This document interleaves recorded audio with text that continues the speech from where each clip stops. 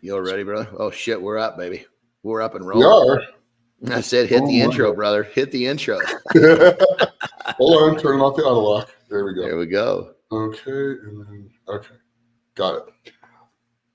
Good morning, everyone. Welcome to Elite Ageless Mindset. I'm Nick Best, and this is Jon Andersen, and we're Elite Ageless Mindset.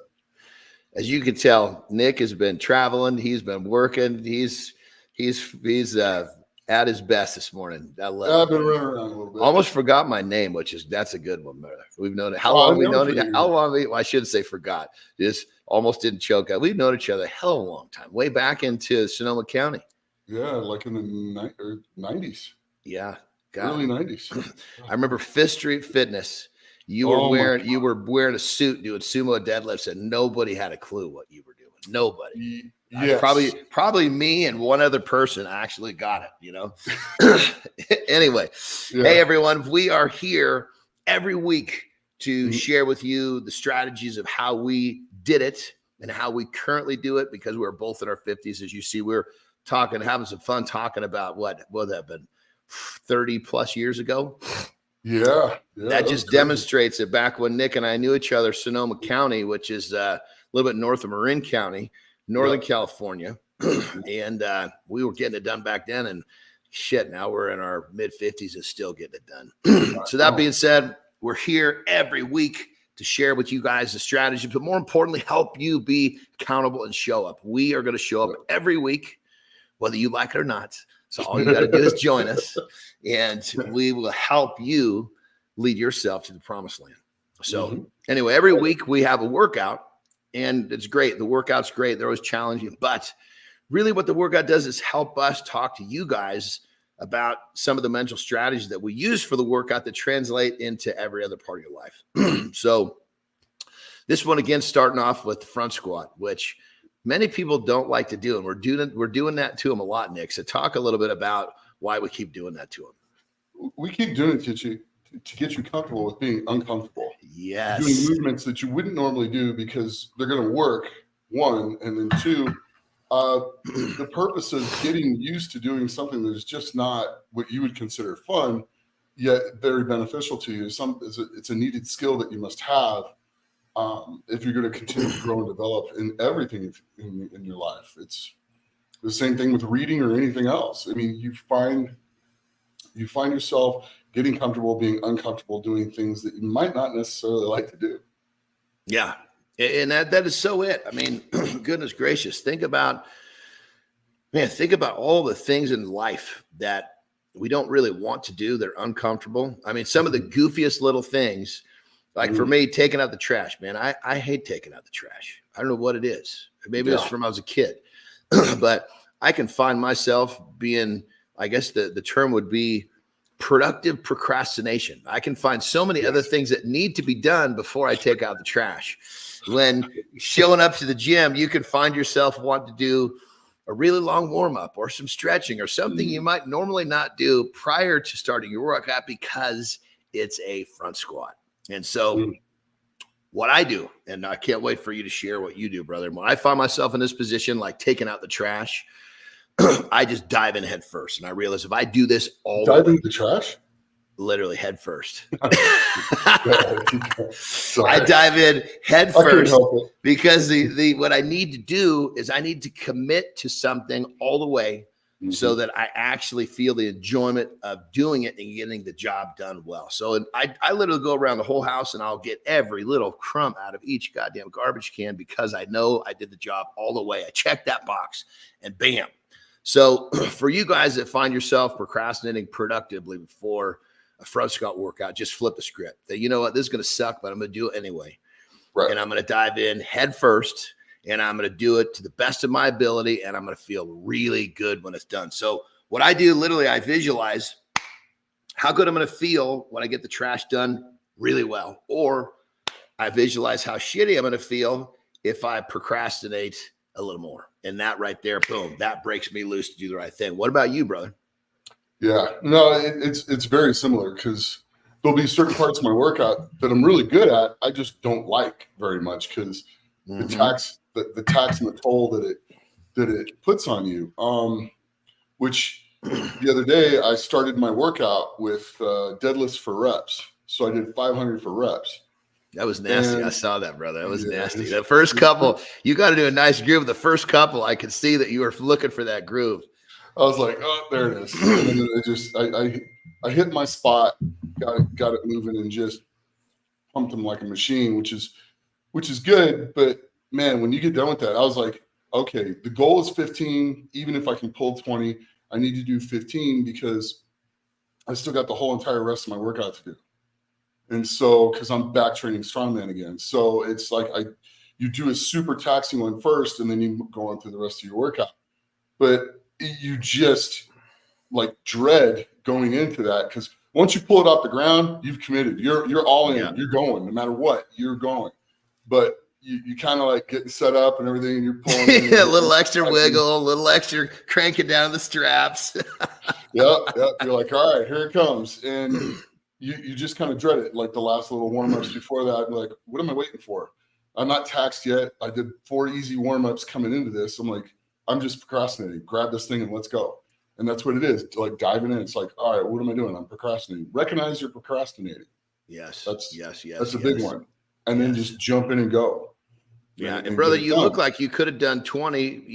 I mean, at 15, you had plenty of gas in the tank left, but you hit that. I guess it kind of goes back to what we talk about. You had a non-negotiable 15. So you got there, got it done. Yeah. That was my non-negotiable. I got there. And the thing is I didn't want to go over that, because I'm going out into the street and I'm going after a 300-pound sandbag. Sandbag, carry that, and then drag, or actually this week was push, a sled back with the bag on the sled. It's another event it's a gut buster, but you go out and do it. I wanted to have enough in the tank to go and execute that one fairly well too. So it's just one of those things where you commit and you know what's coming and you stick to the plan. And that's what I did. I stuck to my training plan. And another thing that Nick just described here, for those of you that didn't pick up on it, basically he got in there, he got that 15, right? And he knew he could have done more, but what he did is, he knew he had more coming, but he really, he got past that threshold. He got past that. He dove into discomfort. What he did was he basically set himself up to have a really good rest of his workout. He dove in past procrastination. He got the job done. And at that point, that was a pretty nasty set, even though he had more left. Now his body is ready to rock. His brain has released all sorts of different endorphins and shit. He doesn't feel as much pain. His chest is opened up. The rest of the workout is going to be really, really, I shouldn't say, straightforward, maybe is a better word. Nothing's going to be easy, but it's going to be easier. And what we got you doing here with the front squats, you're working you up to a max set of a certain rep range. That's what we've been doing to you lately. And then you're dropping down to your failure stuff. And just like Nick was going out to a sandbag, that sandbag was gonna feel much better after that set of 15 deadlifts. Well, those failure sets that we're asking you to do after you worked yourself up to the best set that you could get for the day, it was 7 reps. Forget if I'm correct here. Let me make sure I'm looking at 7 reps. Those failure sets are going to be easier to get done. They're going to feel better, and you're going to get more out of them. So go, please. No, and it's the same with the push presses. Yes. It's the same with the push presses. For me, I'll handle the front squats. I don't like the push presses. So I won't. It's just me. I'm not. Overhead has never been one of my favorite things to do. It's just how it is. We each have our strengths and weaknesses. Am I training the heck out of it? Yeah. So when I get to the push presses, and I do that in the push presses, but I'm going to tell you one thing. I feel very vindicated, and I feel very proud of myself when I get done with them. Yes. I've been doing some very good log training right now. Are the weights super heavy? No, but the programming that I'm following right now is going to be very effective. The progression. I'm very happy when I get done. I'm thinking I'm going to be okay at this. It's going to be a good day. When you don't have to set a PR every day to feel good. You just have to follow the rhythm, follow the plan, and those little tiny progressive steps forward is what we're after here. So get the best training in you can for that day. At the end of the day, that's the goal where you win. If you get the best possible training every single time you go in there, whether you're on a high note or a low note or whatever, if you get the best possible training you can for that day, you've won, hands down. Yeah. Not every day you're going to be up here. Not every day you're going to be down here. If you make the best of it each time you go, you're going to continue to progress.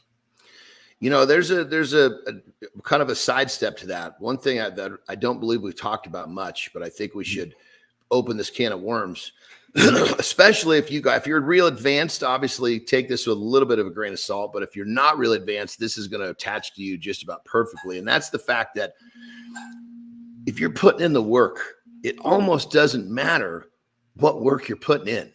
You know, I mean, it's like, you know, does it really matter what squat variation you're using? Does it really matter what deadlift variation you're using? Does it really matter? What matters is that A, you show up, and B, you walk out of there knowing that you put some good effort on the table. If you can keep that in your hip pocket, number one, you're going to advance really well. Number two, you're going to become really advanced as a lifter. Is all the experience you're going to gain. But even myself, there are days where I realize, holy Toledo, this is one of those days where I just need to straight up do the best I can. So I walk out of here feeling proud of myself, and that's enough. So even for us, really advanced, we go through that. Nick, please speak on that. Well, yeah, we'll definitely go through that. I mean, it just did. So, but the thing you have to understand is Jon's not talking beginner like your first 3 months, 4 months, 5 months, 6 months in. We're talking beginner first 4 years. Yeah. You know, so it's get in and get it done. As you start advancing, you really get to the high levels. That's where exercise selection and stuff like that really make a difference. It's just getting in and getting the workouts in and getting consistent. And over time, I mean, you're doing this by measuring time in decades, not in year to year or even month to month. If you get a linear progression of 100 pounds a year on a total to where your squat, bench, and deadlift each improve 33 pounds a year, if you do that 10 years in a row and you're totaling 1,000, you get a total 2,000 in 10 years. I mean, that right there, you would be one of the, if you could actually do that and not get hurt, you'd be an elite lifter in the world. Yeah. And that's the thing is that's doable. Those are achievable goals. Those are things you can accomplish because you're not trying to do it all at once. You break it into little pieces and you go through it. So yeah. And then, like I said, you have those days where you come in and work out and you're just like, you're procrastinating in there, but you get the best out of everything you got on that day and you go and you feel better in the end. And as you get advanced, you're going to have days where you feel like there's nothing you can't lift. And other days where you go to pull something off the ground and be like, somebody turn on like a giant magnet or something because nothing wants to move. So, well, brother, you know, you just said something so profound, basically. And I mean, it's crazy. You put it into words, and I mean, you and I sit there and we know it and understand it, but I think that you put it into words, it just dawned on me. I think a lot of people are maybe not understanding. So what you said about a beginner lifter, like the first 4 years of lifting, you know, so we live in this world of everything's got to be such instant gratification. And people think that if they've lifted weights for a year that they're advanced. No, it's like, you know, it's one of those. So that's a really good point, guys, is that you got to remember that this is not something that happens. You know, Nick and I didn't turn out this way because we lifted for a year and took a year off. We've lifted for decades without taking. I mean, the two of us are the same. We've never, ever missed scheduled weeks of training. We might have a day that shifts around. Oh, something happened today and I got to put that day at the end of the week. But our weeks are still executed. Now, some weeks are supposed to be more off than on, so to speak, but that's the plan. But what I'm getting at is executing your plan for a lengthy period of time is really, really the juice here. So that being said, I mean, that's a really, really good point, brother. I think that's the kind of, I think people need to hear that stuff more often because shit, we assume it, but you know, assuming and actually what people think is two different things. Yeah. You know, you figure you're up to 4 years, you're pretty much beginning. Intermediate is 4 to 10 years. And after 10 years, you're advanced. You know how your body, at 10 years into lifting, you know how your body works. That's and it. And that's the biggest thing. You know how to use your body. Yeah. And then the next 20 years after that, you're going to be able to do things as long as you want to do them. 30 years. You know what, guys? And that's it. What we're doing is we're teaching you how to have those long hauls because, again, we're here. We've been doing it. We're going to continue to do it. We're here every week, whether you like it or not. And, that being said, Nick, that's a great place to wrap up this week's show. Let's do the words of wisdom on that whole idea of, it's advanced. Beginner lifter is what? First year 1 through 5.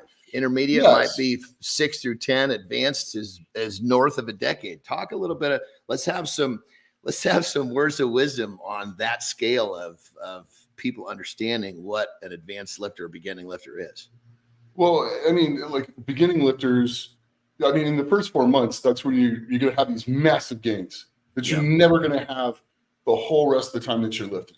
And you have to understand that your body is actually just practicing the movements.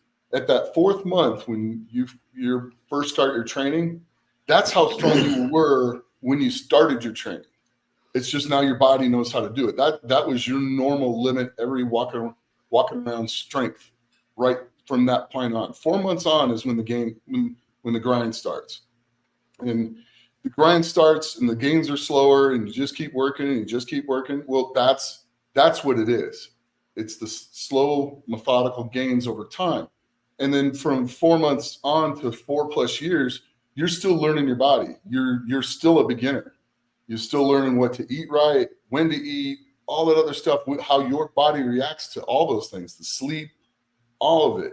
Once you get to 4 years in, you now know kind of how your body reacts to things. You kind of know how the sleep is, but you've become intermediate. And then the fine tuning of that and the further learning of that will get you to an advanced level at about 10 years.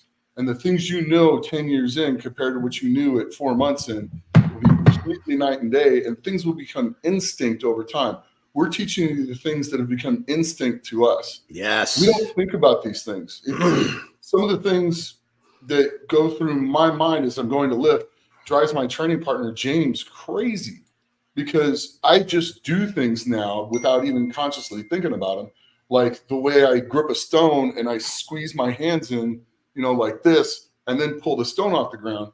James never thought to do that. And I just do it. It just happens. And then Gabriel Pena said something to James about it. And James was like, man, this really works. I go, yeah, I do that all the time. And I just don't think about it. And James will comment, he goes, you do so many things the right way without even thinking about it. And so it's kind of one of those things. You need to get to that stage where you do all the right things without even thinking about it. It just becomes instinct. And it happens by showing up. It happens with consistency. It's not something you got to sit there and stress out about. You just got to get in the groove and stay there. And it's going to happen all by itself. Show up, put in some effort, and you, my friends, are good to go. And there's another week where we're here to share what we do, how we used to do it, how we continue to do it. We're still in our 50s. So if you want to be a freaking savage going to the later part of your life, get with us, because we're getting better. We know as people around us start to get more pathetic, we're getting better. That one said, everyone, thank you for watching. We will see you next week. Same time, same place. Train hard. Right on. No, that was fun. That was a good one, brother. That was a good, especially when I would love it. You showed up right at the bell. That was perfect. I can't tell you how many